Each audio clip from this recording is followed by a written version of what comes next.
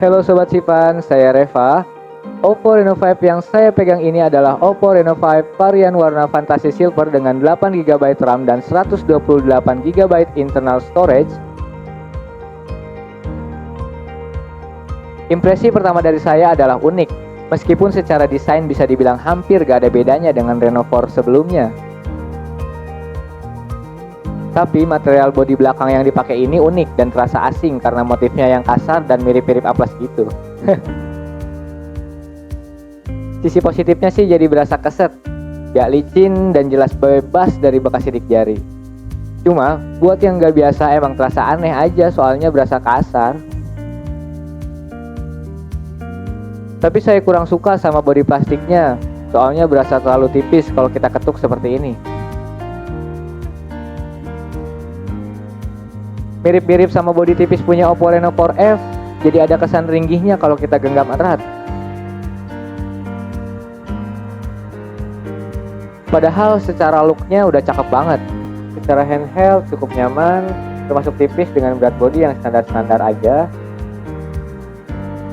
Punya modul kamera dengan desain unik yang identik dengan seri sebelumnya, tapi kali ini mendapatkan upgrade main kamera yang lumayan gede.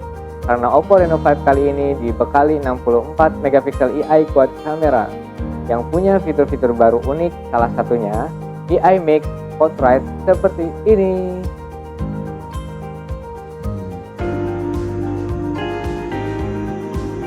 Bagian depan layarnya sudah pakai AMOLED 6,43 inch dengan resolusi Full HD dan kali ini sudah mendapatkan upgrade dengan refresh rate layar 90Hz.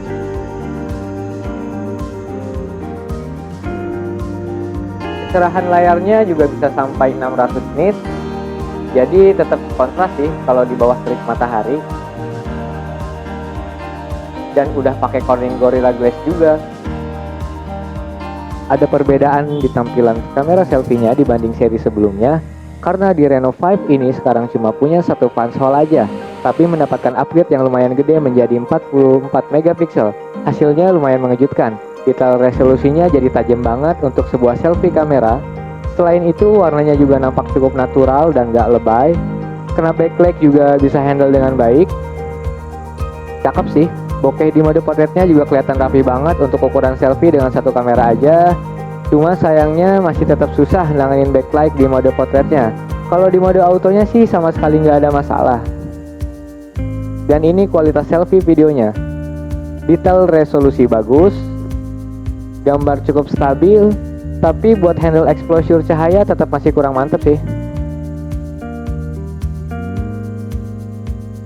Oke, sekarang kita tes kamera belakangnya yang terdiri dari main kamera 64MP dengan aperture f1.7, 8MP ultra wide, 2MP makro, dan 2MP depth sensor. Kalau di Oppo Reno 5 lalu memperkenalkan fitur barunya yaitu AI Color Portrait. Kini Oppo Reno 5 punya fitur-fitur baru, salah satunya dual view video kayak gini. Fitur ini jelas cocok banget buat para vlogger yang aktif di sosial media, dan ada beberapa pilihan alternatif view juga di dalamnya. Setelah dual view video, Reno 5 juga nawarin fitur AI Mix Portrait kayak gini. Mode yang bisa mengkombinasi antara gambar latar belakang dengan siluet dari objek. Lumayan unik dan artistik meskipun menurut saya termasuk gimmick yang gak terlalu penting juga sih. Tapi buat yang sering posting-posting di sosial media lumayan cocok kalau buat show off. Tapi kalau fitur baru AI highlightnya ini mantep banget sih. Jadi kita bisa record video dengan mode HDR. Mau kena exposure berlebihan dari cahaya matahari maupun lighting bisa auto nyesuaiin pencahayaannya. Hasilnya di kondisi terang maupun gelap, detail gambar bisa tetap terjaga dengan baik.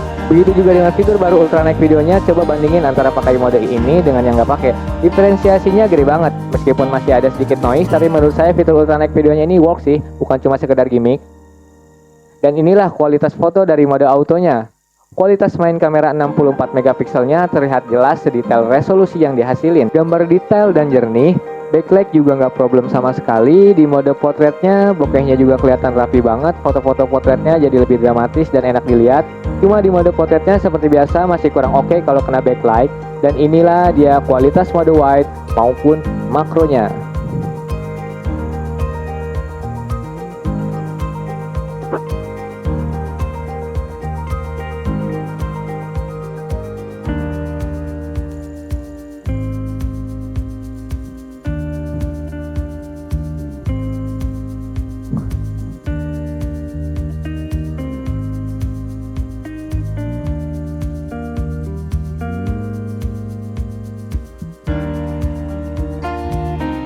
Untuk kualitas video kamera belakangnya juga bagus, khususnya berkat fitur AI Highlight Video yang bikin kita nyaman. Capture video dalam kondisi apapun gak khawatir sama backlight lagi. Apalagi kalau kita aktifin mode ultra stable-nya ini, video menjadi terasa semakin smooth. So far cukup puas sih sama kualitas foto dan video recording dari Oppo Reno 5 ini. Dapat upgrade-upgrade yang menyempurnakan seri sebelumnya, meskipun beberapa fitur barunya juga ada yang gimmick juga. Kalau untuk dapur pacunya sendiri masih sama dengan sebelumnya, yaitu Snapdragon 720G. Skor Antutunya dapat skor 270 ribuan. Kalau saya tes buat main PUBG, settingan grafisnya bisa di HD High atau Smooth Ultra. Buat main sekitar 30 menitan, baterai cuma berkurang 6% aja. Termasuk hemat banget sih baterainya, padahal baterainya cuma 4000-an mAh aja. Dan temperaturnya maksimal ada di angka 40 sampai 41 derajat aja.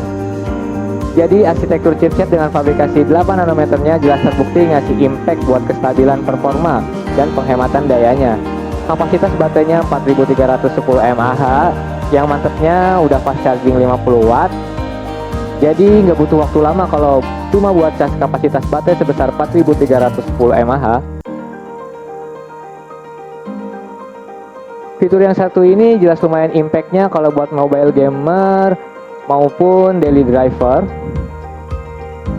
Selain itu akhirnya tersedia juga NFC. Finally kebangetan juga sih memang kalau sampai 2021 HP 5 jutaan masih belum ada fitur NFC-nya.